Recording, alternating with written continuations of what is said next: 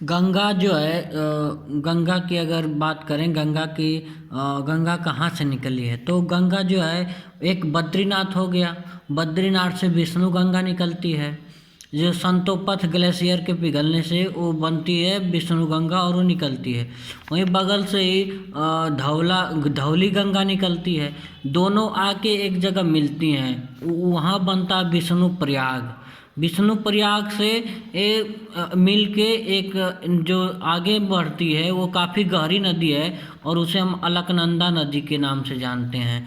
अलकनंदा थोड़ी आगे बढ़ती है तो अलकनंदा में एक नदी और आके मिलती है जिसे नंदाकनी नदी कहते हैं। नंदाकनी मंदाकिनी नदी अलग है, इसका नाम नंदाकनी है। नंदाकनी नदी जो है छिलछिला है और ये कम गहरी है। ये आकर अलकनंदा नदी में मिलती है और उस जगह का नाम हो जाता है नंद प्रयाग। नंद प्रयाग में अलकनंदा और नंदाकिनी नदी का संगम है। चूँकि अलकनंदा नदी काफ़ी गहरी है, इसलिए जब ये नदी आगे बढ़ती है तो ये अलकनंदा के नाम से ही जानते हैं। और अलकनंदा नदी थोड़ा और आगे आती है तो एक है पिंडार नदी। पिंडार नदी आगे कर्णप्रयाग में अलकनंदा से मिलती है, तो कर्णप्रयाग में जो है अलकनंदा और पिंडार नदी का संगम बनता है। उसके बाद अलकनंदा काफ़ी गहरी है, पिंडार नदी छिलछिली है, इसलिए अलकनंदा के नाम से और आगे बढ़ती है।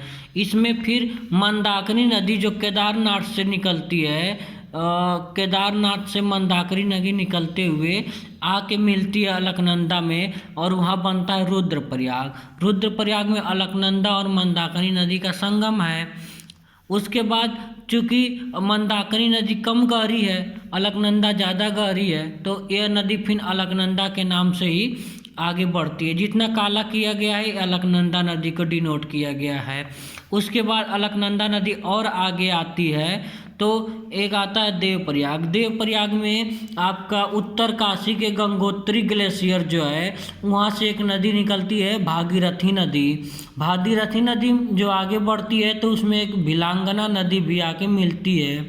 उसके बाद ये आगे जब बढ़ती है तो भागीरथी नदी आगे बढ़ते हुए इसी भागीरथी नदी पर भिलांगना जो मिली हुई है उसके थोड़ा सा आगे टिहरी बांध बना हुआ है और उसके सपोर्ट में एक बांध बना है जिसे हम कोटेश्वर बांध के नाम से जानते हैं। ये जब आगे बढ़ता है तो ये फिर अलकनंदा नदी से आके मिलती है और यह देवप्रयाग में मिलते हैं। तो यानी देवप्रयाग में अलकनंदा और भागीरथी नदी का संगम है।